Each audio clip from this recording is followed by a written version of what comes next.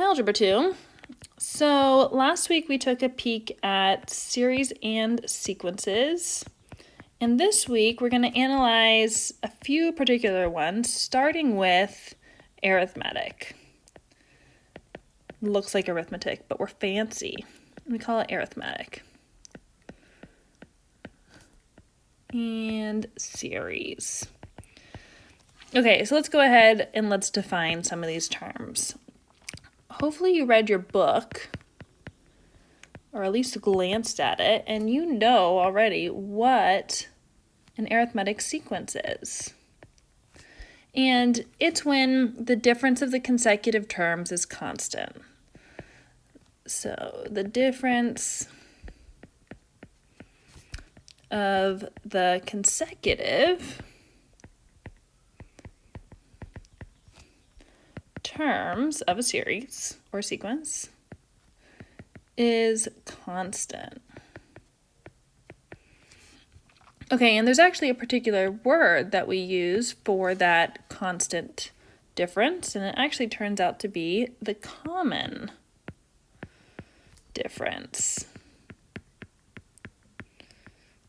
So we're going to go ahead and say that the common difference is the constant. Hopefully that term constant kind of rings a bell. And even underline it here. The constant difference of an arithmetic sequence.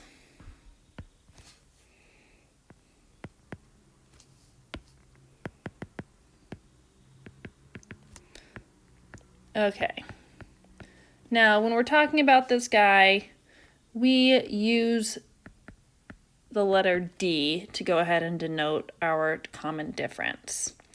Now, hopefully some of this stuff looks kind of familiar to what you have learned either in Algebra 1 or if you want to go back to the beginning of Algebra 2, and that it looks a lot like a linear function. Now, the thing about a linear function that's a little bit different than a sequence is that a linear function is continuous, right? It's continuous, it has a domain that keeps going, and what we use for this guy is slope. Now I'm going to go ahead, I'm going to draw a line from slope up to D because they pretty much are the same thing, or we can solve for them in the same way. However, a series or sequence is what we call discrete, meaning that it only has certain domain. I'm going to go ahead and write discrete, and the domain is limited to 1, 2, 3, etc. And that's what we talked about last time in this certain domain that we have, and this is what makes it a series. So even though we are writing things in series notation, we're going to use a lot of things that we talked about with linear functions. So I'm going to go ahead and I'm going to throw some series up here on the board, or what we like to call our board, our little video here. So 2, 5, 8, 11, 14, and so on. The next one we're going to work with is 15, 9, 3, -3, -9, so on. And the last one is 8, 4, 2, 1, 1/2, and so on. Okay, so we have to figure out what kind of sequences these are. And we're starting to kind of limit down our sequences here. So I'm looking at the difference between them. So the difference between 5 and 2, aka 5 minus 2, is 3. 8 minus 5, 3. 11 minus 8, 3. 14 minus 11, 3. Okay, so this is arithmetic. Oops, sorry. There we go. And our common difference is 3. I'm not going to say -3. It looks like a -3. Our common difference is 3. Okay, so then let's go ahead, let's look a few at these other ones. Now, 9 minus 15, -6. 3 minus 9, -6. Hey, I think you guys picked it up here. Is that this is, again, the difference between all of them is -6, so it is an arithmetic sequence. And our common difference for this guy now is -6, and it's okay to have a negative as your common difference. Now, for this very last one here, I'll use purples on this. All right, I have 4 minus 8, that's -4. 2 minus 4 is -2. Oh, I can actually stop right here because these are not the same number. You can keep going if you wanted to, but this is not arithmetic, and meaning that we don't have a common difference. So I'm going to go ahead and say not arithmetic. All right, so that's kind of figuring out how these arithmetic sequences look. So then we have to go ahead and we have to write a rule for these guys. I'm going to scroll all the way up, and that leads me to writing a rule for arithmetic sequences.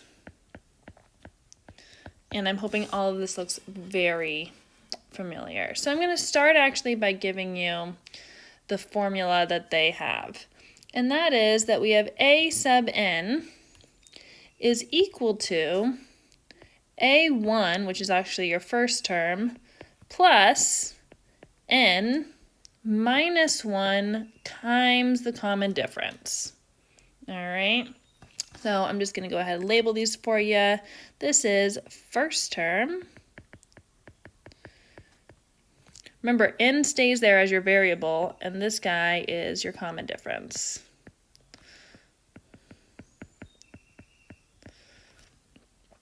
So for example 1 here,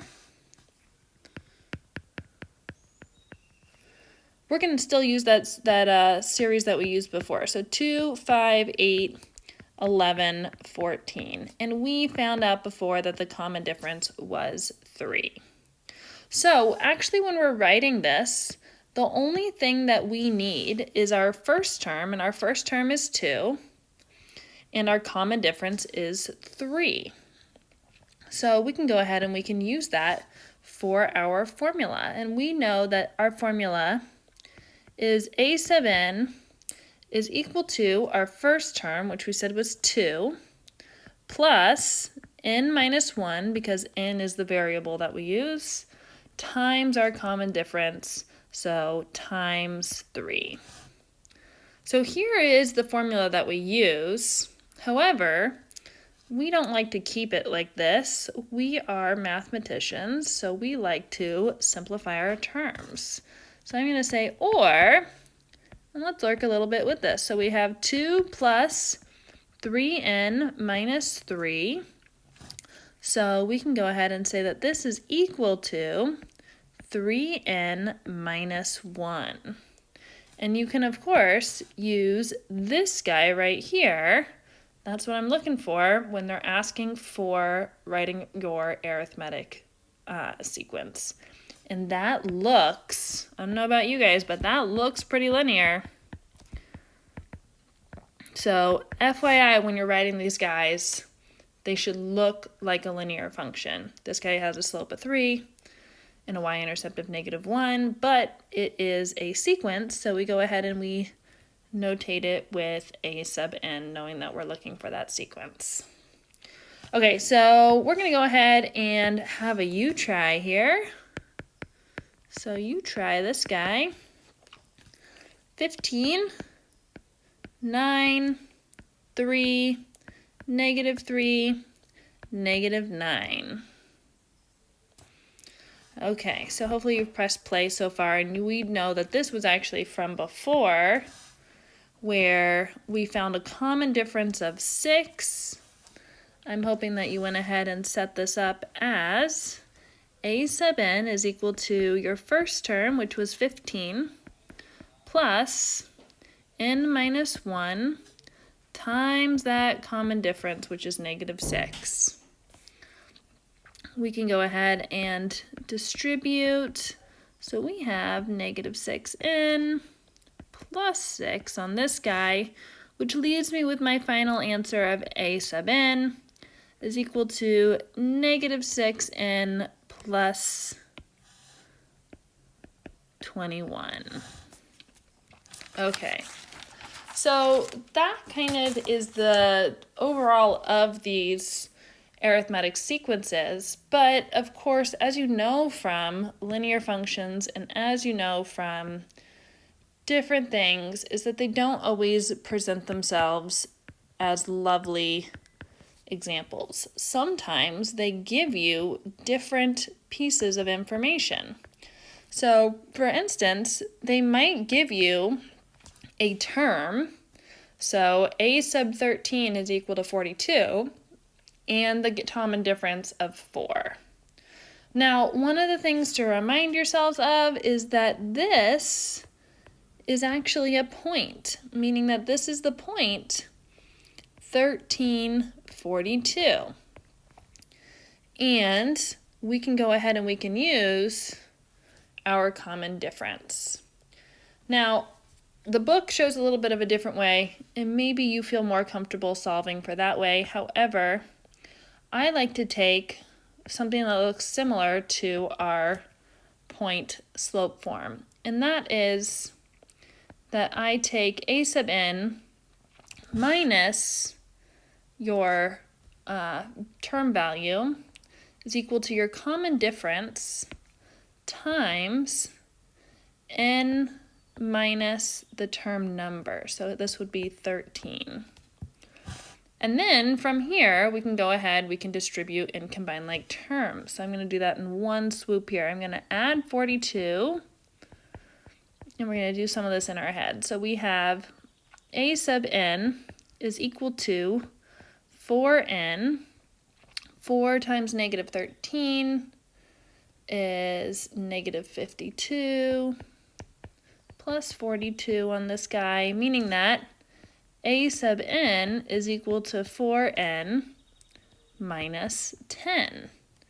And this is my final answer on that guy. That is my formula for it.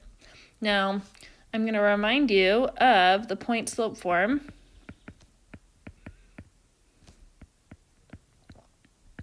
And the point slope form is y minus y1 is equal to your slope times x minus x1, and that is kind of where I derived that other formula there for writing your sequence given a term and your common difference. So we have a few other things to go ahead and discuss here. And again, they are just going to go ahead and they're going to give you different types of information. So for example 3, they might give you 2 terms. They might give you a sub 4 is equal to 1, and a sub 11 is equal to 50. And again, I'm going to remind myself that this is actually the point 41, and this is the point 1150. Now I'm going to make a note here is that your book shows setting up a system of equations.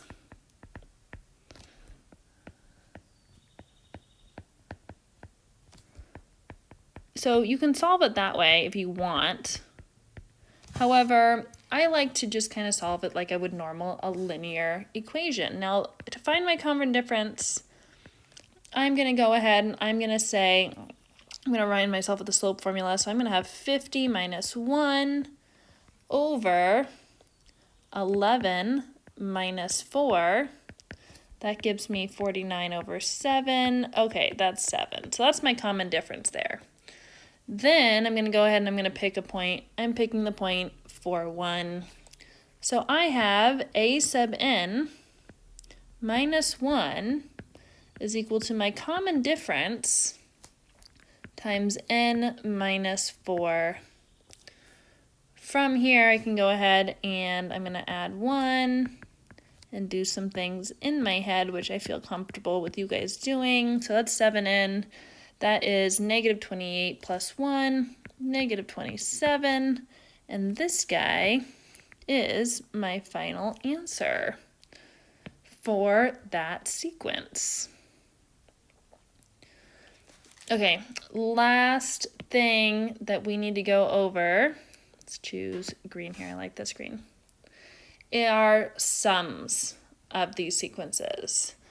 And sums of arithmetic sequences. Okay, I'm going to go ahead and I'm going to show you where our sum formula comes from. So I'm starting with the sequence of 2, 5, 8, 8, 11, there we go, 14, 17, 20, 23. Okay, so here's my sequence. Now, if I wanted to find the sum for them, of course I could just add them all up. However, I'm going to add them up in a specific way.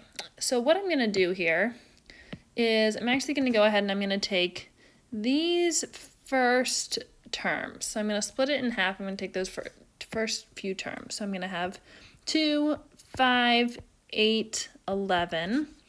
And then I'm going to add them up with these second terms over here, this 14, 17, 20, 23. But I'm going to go ahead and I'm going to reverse the order. So I'm going to say 23, 20, 17, and 14. So when I add up these guys, all right, so when I add up these guys, it actually turns out pretty cool. 2 plus 23 is 25, 5 plus 20, 25, 8 plus 17, 25, 11 plus 14, 25. So when you go ahead and you take these sequences and you flip them around, when you add them up together, they should get the exact same number. Now, I'm going to go ahead, I'm still looking for the sum of it. So I'm going to add up, switch colors here, we'll go to pink. I'm going to add up all of these guys, 25, 25, 25, also known as 25 times 4. And we get 100 for this. So 100 is my answer. That's the answer that I'm looking for. But the reason that I showed you this was that we could take, I can use the screen, we can take, this is your first term, so a sub 1, plus your last term, which I'm going to put as a sub n, and then we can actually multiply this by half of the amount of terms. So we're going to say half of the amount of terms, because if you'll notice here, we had 1, 2, 3, 4, 5, 6, 7, 8. 8 terms, and 8 divided by 2 is 4. And this is how we derive our sum formula. So I'm going to say S for sum sub n is equal to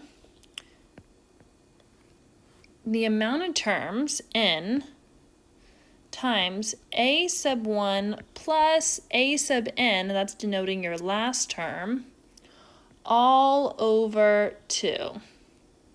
Now, your book writes it a little bit different. They do a little bit of a different order of operations, and they say the number of terms times a sub 1 plus a sub n over 2. Still, with those order of operations, it ends up being the same thing. Okay, so why don't we go ahead and look at an example here. do orange. So I believe we're on example 4. And I'm using my summation or sigma notation. 12, k equals 1, and we're looking at 7k plus 2. Okay, so I'm looking for what this equals. And using my formula, I can go ahead and I can take my first term. So we have k sub 1 plus k sub 12. And then we're going to go ahead, we're going to multiply that by 12 because we're talking about all 12 terms, and then divide it by 2. So let's go ahead and let's plug in some values for this guy. So k sub 1 is going to be 7 plus 2, that's 9, plus k sub 12 is 7 times 12 plus 2, that's 86. Now I'm going to multiply all of this by 12 and then divide by 2. I would definitely use a calculator at this sense, but hopefully you plugged it in and you got 570 for your sum. And that is the end of arithmetic sequences and series.